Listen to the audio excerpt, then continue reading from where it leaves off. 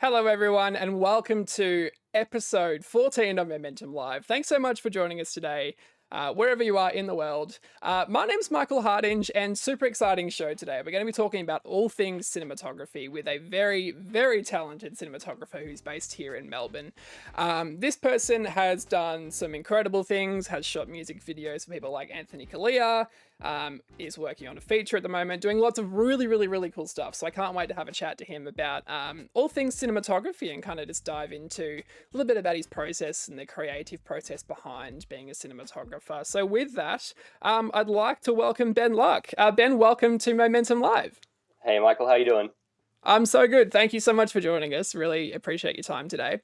No, So first up, how have you been doing over the last couple of months with everything that's been happening in the world? yeah, look, it's definitely a tough thing once COVID hit. Mm, It popped the brakes on basically everything production wise. yeah, So the last 6 months have been slow. I think is the best way to put it.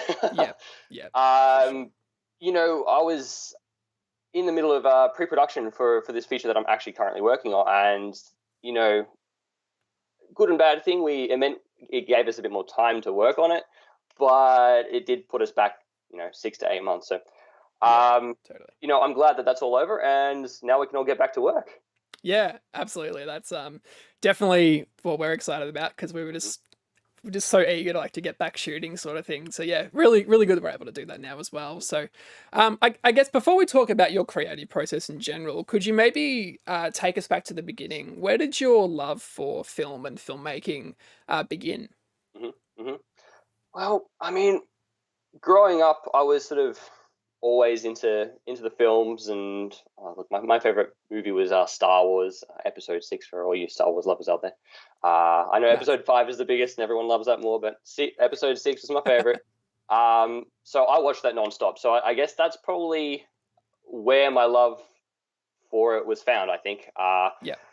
Funny enough, I always wanted to be in front of the camera. I was always throwing Ah, myself around. I wanted to be a stuntman, to be honest. That was my thing. I wanted to roll around and, I don't know, shoot guns and do all that fun stuff in front of camera. And then uh, you know, school hits and you get a bit older and your dreams change. mm, And then suddenly I wanted to be a games developer or a professional athlete and whatnot. And fast forward a few more years into year 12, and I'm thinking, oh, what can I do? What can I do? And my love of film sort of came back at that point, and I was doing my media studies, and I've yeah. made a few short films in that time period, and maybe I'll be a director. A lot of people want to do that, and I'll write and I'll do all this stuff. Yeah. Okay, no worries. And then I started applying for some film schools, and um, that's kind of how it all happened for me, really. There Nice. wasn't one specific moment, but it was a culmination of everything, I think. Yeah. Sounded like Yeah, it came back at the right time as well, especially if you were just like looking that's for right. like a new place to sort of venture into. So yeah, it's funny Yeah. how career aspirations can change. Like I remember when I was really young, the first thing I wanted to be was an architect. And I Hmm. can't I'm Yeah. a horrible drawer, so that never would have worked for me. And then I wanted to be a musician. Turns out people won't pay you to tour the world and be rich without being really good. Unfortunately, so that didn't quite work out the way I wanted it to. Yeah. But yeah, filmmaking is a very exciting thing. I'm Hmm. sure you would agree with. But what is it about filmmaking and cinematography for you that made you, I guess, want to pursue it as a career? Look, honestly, I love creating stories, and I love bringing a director's vision to life. Basically, what they put on paper, I have it all up in my head as soon as I read it, and to be able to transfer that from some words into a visual Yeah, or a visual style, that's what makes me love it. And if I can continue to do that for the next 50, 60, 70 years, maybe, fingers crossed, then I'm definitely going to try and do that. for sure. Nice. Okay. So, what sort of work would you mostly find yourself doing as a cinematographer? Look, I mean, at the moment, I'm doing a lot of narrative stuff. As I said Cool. before, I'm currently in production for a feature film. So that's called The Surrogate, written by Dave Willing and Beth King, starring the amazing Kesty Marassi, so of Home and Away stardom. Oh, So amazing. yeah, yeah. So Yeah. amazing, amazing actress. Supported by a whole bunch of other brilliant cast members and crew members behind the scenes. So um, yeah, so narrative work is my main source at the moment, but Yeah. I'd love to sort of get into more commercial work, music videos. I've done a few of those, obviously in the past, but smaller form. I think I'd like to dabble in a bit more than the longer form at the moment, just because I Yeah. haven't done too much in the later years. But Okay. yeah, that's kind of where I'm trying to aim at the moment. Yeah. For sure. Okay. So I guess no matter what, whether it's short form or long form, I guess a set can have, one person or 500 people sort of working on it. So what sort of set would you normally find yourself on? Is it very run and gun with a small team, or do you work with like a really large crew? hmm Look, in the most recent years, it's been fairly sizable crews, to be fair. Yeah. When I first started out, it was, as most people do, it's yourself, a camera. You're your own focus puller, you're your own gaffer, your own your sound recorder. You're doing Mm, everything. yeah. But as the years have gone by, the crew has kind of gotten bigger, bigger, and bigger, and now I'm working with a team of three, four, five, six other people sometimes, and I Nice. mean, look, it's a fantastic thing to have all those people, but sometimes you do miss doing it all yourself, just because you can get in there, be as creative as you want to. Yep. But look, they both have their pros and cons. Absolutely, Mm. Yeah, yeah. totally. No, that's it. That's a good point because sometimes I'd much rather be on a set that only had a couple of people. But then, having said that, I love going onto a show that might have a crew of like 50 or 60 people, sort of thing. Mhm. So, yeah, it's kind of different for every project as well, I suppose. But Exactly, yeah, exactly. totally. So, for those who are maybe watching that might know there, let me try that again. So for those who might be watching that might not know much about cinematography, sorry, Yeah, Mondays. What would you tell us is like the basic role of a cinematographer? yeah. Look, my role as a cinematographer, as a DP, basically, I shape the tone and the feel of a film through lighting and camera movements and lenses. Basically, Yeah, that's the easiest way to put it. Yeah, for sure. I guess in a lot of ways it's kind of just bringing the words on a piece of excuse me, the words on a piece of paper to life and kind of like in a way, kind of like taking what you would imagine it would look like in your head if you were reading a book, for example, but yeah, then actually making that a real life image, I suppose. exactly. That's Yeah. you hit the nail on the head right there. Nice. I'm glad I could explain it, even though I couldn't ask the question Yeah. properly. But anyway. So I guess everyone's process is different, but could you maybe tell us a little bit about how your creative process works as a cinematographer? hmm So, I mean, once I get the script, I like to obviously do a first pass of it. I like to sit down, read that through, basically absorb what the story is. Really, not sort of get any idea of anything technical. I'd say just because I kind of want to leave that until a little bit later. Yeah. I don't want sort of any of that interrupting any of the like, creative juices from what the director's trying to say in the script. Mm, So yeah. allow myself to sort of absorb all that, give it a read the first time around. Second time around, okay, then I'll start to break down the script, Yeah. any kind of gags, any sort of specialty lighting, any if there's steady cam or any specialty shots that we might not need to get. And then from that point, then I start chatting to the director, find out his thoughts and feelings behind everything. Perhaps they lie exactly with the way I was thinking when I first read it. Maybe it's completely opposite, as has happened in the past, and that Mm, also then changes the way that I think about the script. yeah. And that's super important too. Sort of delving into the mind of the writer and the director from my perspective and my standpoint. So Mm, um, you know, going from that, then you sort of step into your previous stage and your location scouts and all the other fun stuff that you get to do when you're figuring out what's happening yep. on the film, and then I guess then you step into your principal photography from that point. Then you Mm, shoot things. yeah, totally. I make No, I make it sound so easy though. well, you do raise a good point because I guess I'm curious how involved you can get in pre-production because a lot of the time when people think cinematographer, they kind of just see the people, carrying around the cameras on the day and not really think about the time and effort that goes in before or after. But I guess the truth is we're kind of really involved in a whole lot of the process behind the scenes as well, right? For sure, for sure. It's probably the most important thing I think from basically any DP's point of view. That's a place where prior to the film, we get to figure out what's happening in the story. How are we going to shape the look of the film? How are Mm. we going to approach shooting the film? That's a massive thing as well. What's our lens choice? What are we? How are we exposing things? What are we trying to do in that regard? What are we trying to achieve with our movements? At a certain point in the film, are we trying to say this to the audience, or not say anything at all? Are we trying to go for more of an objective rather than a subjective point of view? It's Yeah. it's it's a massive sort of things for pre-production, and honestly, the more that we can get, and I try and tell every director that I work with, the more that I can get, the better the film will be. So Yeah. more Totally. planning, the more planning, and you know, even though that the days might be short in terms of how long the film you're shooting is, Yep. the more pre-production beforehand, the better the film's going to be. Yeah, totally.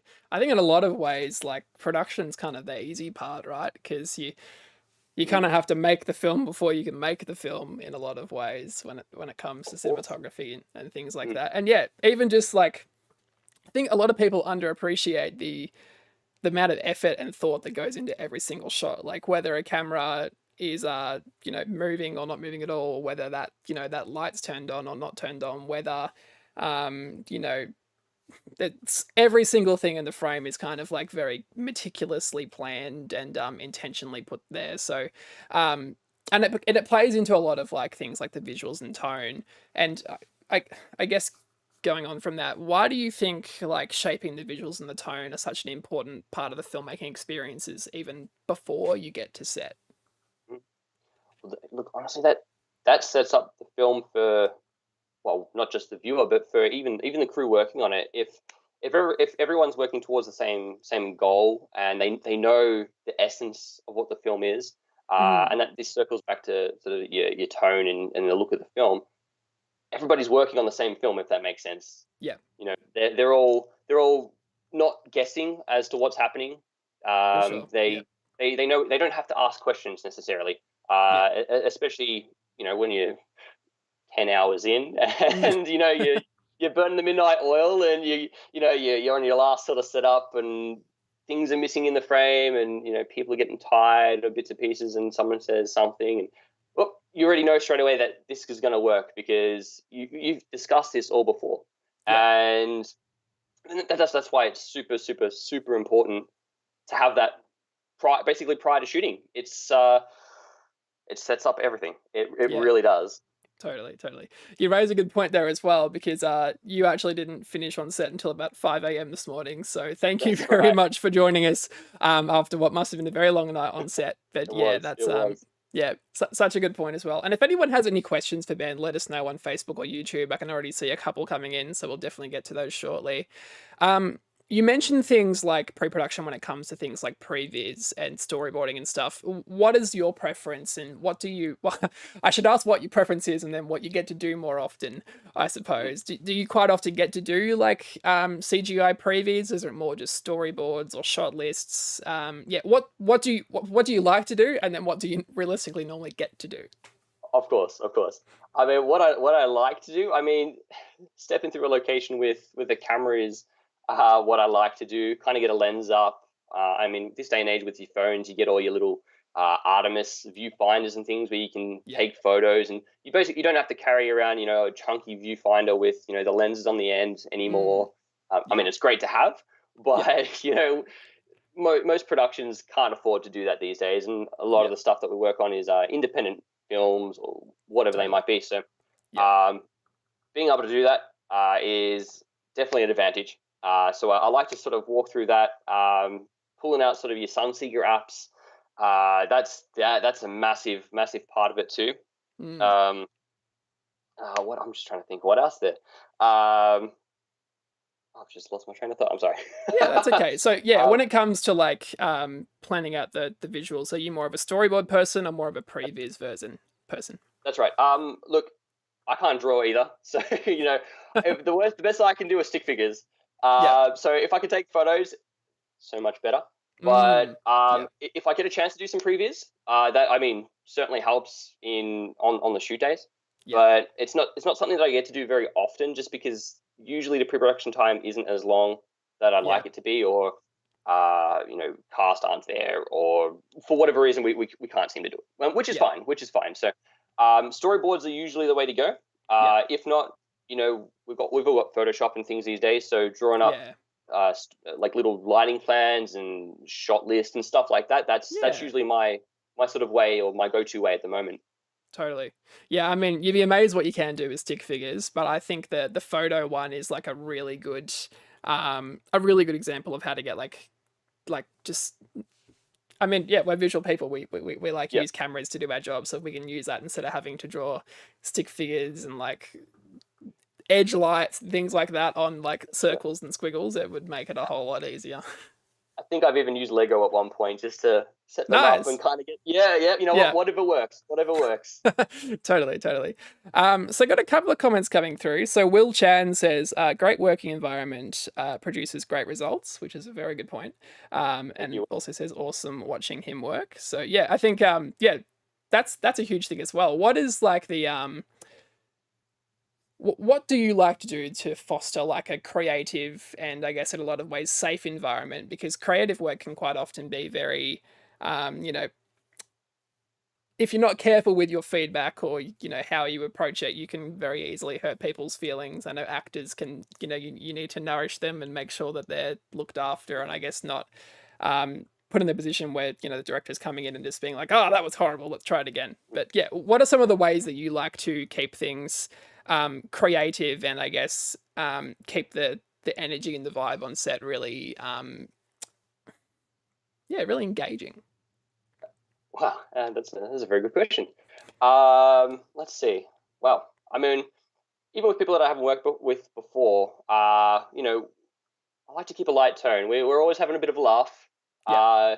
If we're gonna take the Mickey out of each other, doesn't matter. I don't mind, because you know what? I do it. Everyone does it. I'm Yeah. expecting someone to do it, and those of you watching that are on the production, I know you're exactly thinking what I'm thinking right now. I've got these hand moves that I do, and most, I'd say a lot of DPs do it, where you're testing for the light, you're putting your hand up to see how the Yeah. how the light wraps around your hand, and Yeah. you're pointing where the lens is going. Yeah, I get Mm. teased for that on set, but you know what? The results are there. It Yeah. Very works. true. So you know what? I don't mind. I'll take the piss all the time. Yeah. I don't care. So I mean, uh, uh, doing this uh, is also probably a lot less confronting than like staring at the actor in the face and going, "Don't mind me, I'm just looking at the light." to be So, fair, I do that, and I apologize every single time that I'm yeah, staring very intensely into someone's eyes when I'm not. super Um, uncomfortable, but well, yeah, sometimes I do get some strange looks, but I do warn them beforehand. I'm not looking at you. I'm looking at the yeah, light. But yeah. Nice. most people that do know me know that that's what I do, so they're kind of Mm, expecting for it to happen. So totally, totally. I mean, it is your job to make sure it looks as beautiful as right, possible. So, right. yeah, for sure. So Matt's got a question. So he says every project gets a different look. How do you choose how to? Whoops, sorry, let me try that reading that again. How do you choose how a project or scene should look, and how much input do you get? Good question. All right. Look, it's on a project by project basis, I think. Yeah. I mean, look, in the end, it is the director's vision. When it comes down to sort of ends meet, it's the director's vision. So, in terms of how much input I have on that, you know, it just depends. It really depends, because Mm, some like a lot more input from their DPs, some like a lot less because they have a specific vision that they're really, really, really wanting. yeah. And I'm happy to work with sort of anybody in that regards. So it's more of a personal choice when it really comes down to it. If the director is a bit more loose in terms of, here's the scene, I'm not sure how I want to go about it, Mm, and leave it up to me. Going back to all your pre-production sort of stuff, yeah. and you've kind of already set this look and tone, whatever it might be, if it's some form of period film or whatnot, everything kind of fits within its own Yeah. little circle, I suppose. Then I've kind of got already an idea of how I'm going to approach things beforehand, and Mm, even on the day. yeah. If the director's a bit more, I guess, into knowing what he wants or she Yeah. wants, and sort of having ascertained already kind of in their head what they're going to do on the day, I probably have less of a decision making side of things there. Mm, But yeah. yeah, to answer your question it's one of those things that it's a very case by case basis. Honestly, it really Totally. is. Yep, for sure. And you've also pretty much answered Chris's question in the same one there, which was Yeah. talking about bridging the gap between the vision of like your vision and the director's vision. Um, and yeah, it probably really comes down to like every person's going to be different. Some directors might have a Yeah. super visual, they might even be DPs themselves and they already kind of Exactly. know how they want it to look. Um, but yeah, it's kind of a bit of a um, yeah, it changes every. I was going to say lucky dip, but I guess yeah, it changes project to project depending on how collaborative you can be. But what I am curious about is if you were sort of working with a director where you kind of had a different idea for a vision and you like say their idea might you didn't think would be as good as something that we could have done alternatively. But that was a horrible way to explain that. But yeah, if you had differing ideas of like what the vision of a certain scene or something should be, how would you, I guess, go about resolving that? Okay. Look, that's definitely a discussion that I'd have again if it's something that we found out uh, before the production. Then it's something that we'd obviously go aside, walk aside, and sort of and definitely discuss it. It's a filmmaking is a collaborative process Mm, from beginning all the way through to the end. Whether that's with your DP and your editor, whoever it might be. So um, a lot of questions that need to be asked, especially when it comes to differing views on certain scenes. Ask them, yep, because you know what? Without asking those questions, you're not going to know what the answers are, right? So, yep, and then if you do have something different in your head, perhaps they haven't thought of it, and vice versa. If they've got something different in their head, and they don't voice it to you, when you come on set, there might be a bit of a tussle potentially. If yep, you're not making the same film at that point, you're mm, both trying to do your own thing, and it's not a collaborative effort. yep, So if you can, I guess, set aside some time, especially when these little things come up, and especially if they're massive scenes. The big scene of the film is the climax, and you think yep, you should go this way, and the director's thinking about going that way. Have a chat. Have a chat. mm, People don't bite. And in the end, you're gonna get your answers, whether or yep, not it's how you think or how you don't think. So totally, um, when it comes down to it, it is the director's film, yep, and if you can sort of influence it in a certain way that might make it better, because obviously you have a certain experience shooting films, mm, you know. yep, Um, by all means, the director might have some experience in shooting as well. In which yep, case, then perhaps they have a different direction. mm, yeah, totally. It's yeah, so interesting to kind of like yeah, every job's different. I think it's really Mhm. important to sort of challenge ideas and kind of we all want to make the film be the best thing it can be as well. So it's not Absolutely. like, we're trying to ruin it if we can't get it our way sort of thing. So Yeah. yeah, such a good point. Exactly. Exactly. Yeah. So I guess the good news is, as we mentioned at the beginning, we can finally get back to filming now in Melbourne now that restrictions have eased slightly. So I'm curious, what's changed about production? Is there any new challenges that you're finding while trying to create films? Yeah. Yeah. Look, there's with obviously post COVID rules and things like that, and I guess even prior to COVID, where you sometimes you're 3 inches away from an actor or Yep. who even crew members. Sometimes you get your focus puller or a sound person Mm. is squishy. Yep. That's not really a thing anymore. We have to be safe on set. We're all wearing masks. We Yep. still have to social distance. There's all these sort of precautions that we have to take, and and even the amount of people that can be in a room. Sometimes if you've got 5 or 6 cast members in a certain room, Yep. you're not going to be able to have too many crew members depending on the size of the room. Totally. So at least this shoot, we've got oh, 5, 6, 7 monitors set up for each sort of separate department running to different Yep. rooms, and that's going to be the norm for a while. I mean, Yeah, it's not something totally. that we usually had because for ease of things, whether or not you had the budget or you had the monitors or you had whatever it might be, it's kind of has to be the norm now. You have to be able Yep. to figure something out where you're socially distancing. You can't be next to each other now. Yeah. No, it's certainly making things more expensive, I guess is a good way to put it. You Yeah, know, lots more that's Teradeks and small HDs and things like that going out on set. So I'm sure rental houses are making an absolute killing. But yeah, I reckon. I one reckon. of the many challenges. I guess when it comes to masks as well, for those who might be curious, talk us through like how the actors have to work with them, because obviously you can't be wearing masks in a narrative film unless it's pivotal to the story, right? Exactly. That's right.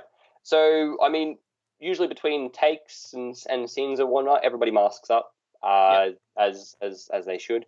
When you're on set, of course, like I said, the social distancing type thing, and I guess keeping the amount of crew members within a room to as little as possible also helps in terms of distancing all of us from one another. So, um, yeah, like you said, unless it's pivotal to the scene, obviously actors won't be wearing masks, Yep. but as soon as we cut, they're straight back on, Yeah, uh, totally. and we're just trying to be as safe as possible. Mm. No, it's really heartwarming to see how we're all kind of just working around the many hoops we have to jump through to be able to shoot content at the moment. And actually, if anyone's interested, next week's show is going to be all about COVID safe sets and I guess how what we're doing at Momentum to kind of get back to shooting. But yeah, lots of fun challenges at the moment. But good Hmm. to know we're all getting through it as well. And also it's good to know that the government kind of recognizes that it's a bit of a challenge for us as well. Like, even it was good to know that like news broadcasters can also take off their masks for reports. So, people that need to be able to see enunciation can do it properly. That's why, neither of us need to wear masks at the moment as well. Also, just because we're probably by ourselves in our rooms That's as well. right. But yeah, yeah, no, it's a bit of a challenge, but I think we're all getting there slowly. So, um, I'm curious, what would be, and I guess this is a massive question, but do you have any advice for people who might want to become a cinematographer, dabble in filmmaking? Yeah, any advice for someone who might sort of want to go along the path of a cinematographer? Absolutely. Look, if you want to be a DP, a cinematographer, grab a camera, get out there and shoot some stuff. There's Yeah, almost no excuses anymore. We've got cameras on our phones, right, that are shoot 4K these days. totally. Go shoot Yeah. something. You know what? You get feedback. It doesn't really matter. It doesn't matter if it doesn't look great. It's just get out there and shoot. To be honest, Mm, it's a big world. It's a big world. We yeah. have amazing places. Now that we can all go back out, I don't know, take an hour drive somewhere, go shoot some stuff. Grab a couple of mates, go, write something down. Don't Yeah. write something down. Make it up on the spot. Doesn't really matter. Um, the other thing that I would say is sort of circling back to the other point that I made before. Ask questions. Yeah. I kind of want to on set at least, and all the crew members that I work with, and all my mates and all this, they all know that you can come to me, ask a question anytime about anything. Like if I've got knowledge in it, I'm happy to share it. I Yeah. kind of want to break that whole stigma of that fearful nature of not being able to ask questions. Mm, Between whether or not you're an assistant asking a yeah. DP, or if you're a PA trying to ask a sound guy. Okay, obviously don't do it during a shot. Maybe ask it over lunch, right? Yeah. Yeah. When there's some time. But I always tell everyone, if you don't know something and I know it, ask me. Shoot me a message, shoot me an email, call me, text me, whatever. Like if I got a chance to answer any questions, and if I know it, I'm certainly gonna help try answer it if I can. Yeah, totally. No, that's a good point. I think if you're a PA, you probably don't want to go up to the lead actor and ask what the meaning of life is mid-shot. That's But right. yeah, Yeah. there's no such thing as like a silly question in filmmaking is probably a good way No, to put it, no, because definitely not. everything's so subjective. And I guess when you kind of learn the rules, that's when you know when you can and can't break them, sort of That's thing, or it. they become more guidelines, if anything. Yeah, Um, that's right. yeah, totally. But yeah, such a good point. Like everyone's got phones in their pockets right now that you can literally broadcast to the entire world and make content. I quite often find when I'm out shooting things, whether it be for news or other sort of documentaries and stuff, if something is happening and I haven't got time to wait for my camera to power up for 30 seconds, I can just get out my phone and actually not miss the moment, because the moment's the Mhm. important thing, not in a lot of ways how you're capturing it. So That's it. yeah, That's it. just get out there and make stuff. That's it. Exactly Totally. right. So, Ben, I'm curious, what's next for you? Do you have any other sort of exciting projects coming up? Oh, that's a very good question. I mean, obviously, post-COVID world. We're all trying to find some work in the meantime. Yeah. You know, that's always a rough thing. So, look, there might be a few things on the horizon. You know, starting to do some product videos in the future. So, Nice.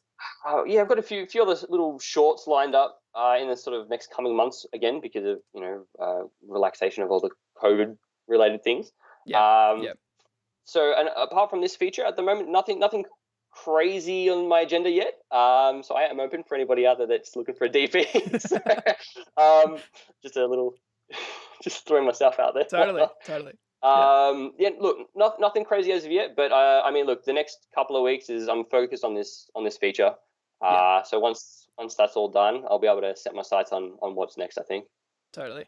No, it'll be nice to kind of probably get that one done after having to press pause for so long as well. But that's one of the beauties of our filmmaking at the moment. We don't quite know what's next because we've only just been able to actually get outside and start doing things again. But yeah, hopefully we'll get a massive boom in filmmaking. And we know there's a couple of other massive productions happening in Melbourne at the moment. We know even I think Liam Neeson was in the Yarra Valley shooting over the weekend, and yeah, lots of things happening at the moment. So yeah, fingers crossed we'll all be nice and busy over the next few months. But yeah, Ben, if anyone wants to connect or hire or reach out or even just sort of say hello, where would be the best place that they could connect with you? Yeah, no worries. You can all reach me on my Instagram at benluck_DP, or shoot me an email at ben@benluckvisuals.com.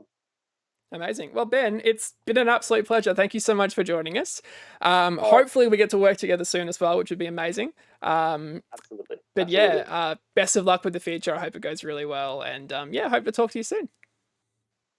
Cheers. Thanks, Michael. Awesome. Thanks, Ben. And thank you all so much for joining as well. We hope you've been enjoying not only today's show, but all of the Momentum live shows that we've been doing. Next week, we're going to be talking about, as I mentioned, how we're keeping our productions COVID safe, because although it is a little bit of a challenge at the moment to work around some of these restrictions, we're certainly still able to make lots of content for everyone. So definitely tune in next Tuesday at 3 p.m. for that. And if you want to see any other type of content on the show, definitely let us know. We'd love to hear from all of you.